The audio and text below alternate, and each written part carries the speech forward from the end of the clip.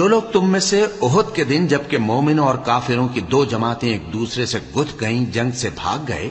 تو ان کے بعض افعال کے سبب شیطان نے ان کو پھسلا دیا تھا، اور یقیناً اللہ نے ان کا قصور معاف کر دیا، بے شک اللہ بخشنے والا ہے، بردبار ہے۔ مومنوں، ان لوگوں جیسے نہ ہونا جو کفر کرتے ہیں، اور ان کے مسلمان بھائی جب اللہ کی راہ میں سفر کریں اور مر جائیں یا جہاد کو نکلیں اور مارے جائیں تو ان کی نسبت کہتے ہیں کہ اگر وہ ہمارے پاس رہتے تو نہ مرتے اور نہ مارے جاتے، یہ اس لیے کہ اللہ ان لوگوں کے دلوں میں افسوس پیدا کر دے، اور زندگی اور موت تو اللہ ہی دیتا ہے، اور اللہ تمہارے سب کاموں کو دیکھ رہا ہے۔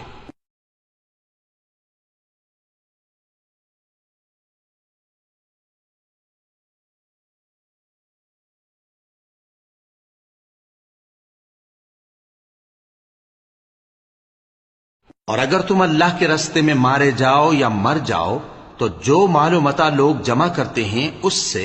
اللہ کی بخشش اور رحمت کہیں بہتر ہے، اور اگر تم مر جاؤ یا مارے جاؤ تو اللہ کے حضور میں ضرور اکٹھے کیے جاؤ گے۔ پھر اے نبی، اللہ کی مہربانی سے تم ان لوگوں کے لیے نرم مزاج واقع ہوئے ہو، اور اگر تم بدخو اور سخت دل ہوتے تو یہ تمہارے پاس سے بھاگ کھڑے ہوتے، سو ان کو معاف کر دو اور ان کے لیے اللہ سے مغفرت مانگو، اور اپنے کاموں میں ان سے مشورت لیا کرو، اور جب کسی کام کا پختہ ارادہ کر لو تو اللہ پر بھروسہ رکھو، بے شک اللہ بھروسہ رکھنے والوں کو دوست رکھتا ہے۔ اگر اللہ تمہارا مددگار ہے تو تم پر کوئی غالب نہیں آ سکتا، اور اگر وہ تمہیں چھوڑ دے تو پھر کون ہے اس کے بعد تمہاری مدد کرے۔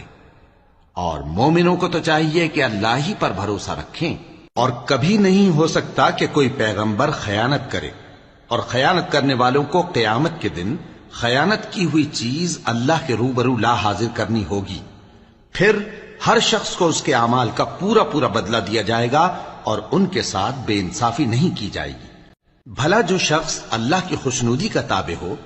وہ اس شخص کی طرح ہو سکتا ہے جو اللہ کی ناخوشی میں گرفتار ہو، اور جس کا ٹھکانہ دوزخ ہے اور وہ برا ٹھکانہ ہے۔ سب لوگوں کے اللہ کی ہاں مختلف درجے ہیں، اور اللہ ان کے سب اعمال دیکھ رہا ہے۔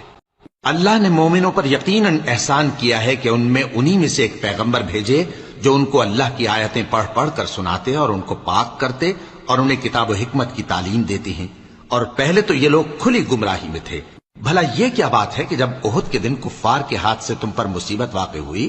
حالانکہ جنگ بدر میں اس سے دگنی مصیبت تمہارے ہاتھ سے ان پر پڑ چکی ہے، تو تم کہنے لگے کہ یہ آفت ہم پر کہاں سے آ پڑی؟